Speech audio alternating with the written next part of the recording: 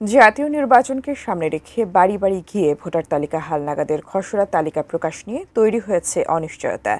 নির্বাচন কমিশন জানিয়েছে, ভোটার তালিকা আইন সংশোধন ও রাজনৈতিক দলগুলোর ঐকমত্য না হওয়া পর্যন্ত এই তালিকা প্রকাশ করা হবে না। কিন্তু কেন, জানাচ্ছেন সাদিয়া আফরোজ।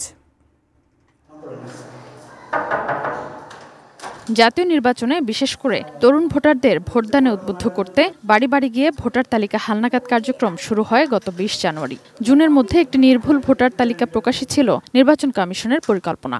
এই কার্যক্রম এরই মাঝে শেষ করেছে ইসি। হালনাগাদে নতুন ভোটার হিসেবে ৬১ লাখ নাগরিকের তথ্য সংগ্রহ করা হয়েছে, আর আগের তালিকা থেকে বাদ দেওয়া হবে ২১ লাখ মৃত ভোটার।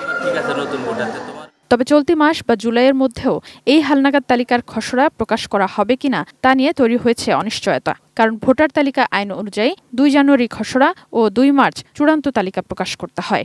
আইনি এই সীমাবদ্ধতার কারণে এখনই এই তালিকা প্রকাশ করতে পারছে না ইসি।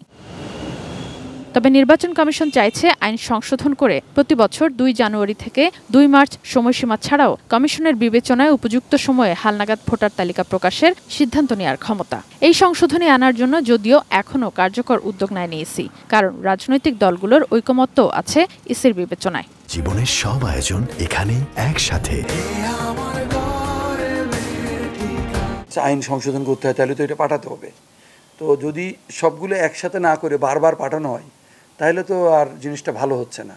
তো আমাদের প্রস্তুতিটা সম্পন্ন হয়ে থাকলো, আপনার যখনই ধরেন ঐকমত্য কমিশনের থেকে ওই জিনিসগুলো হয়ে যাবে, ওই ৫টার সাথে আমাদের আরও যে ২-৪টা প্রয়োজন, সেইগুলো সব একসাথে যে ধরেন এটা সংশোধনটা হয়ে গেল, হওয়ার পরে প্রচার হয়ে যাবে। সব মিলিয়ে কবে নাগাদ হালনাগাদ তালিকা প্রকাশ পাবে তা এখনও জানে না নির্বাচন কমিশন।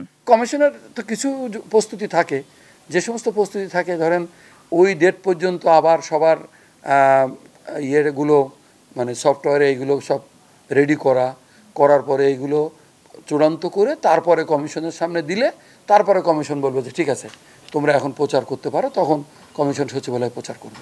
এনআইডি মহাপরিচালকের ধারণা, হালনাগাদের মাধ্যমে দেশে মোট ভোটার অন্তত ১২ কোটি ৭০ লাখে গিয়ে ঠেকবে। বর্তমানে দেশে মোট ভোটার সংখ্যা ১২ কোটি ৩৭ লাখ। সাদিয়া আফরোজ, 18 নিউজ, ঢাকা।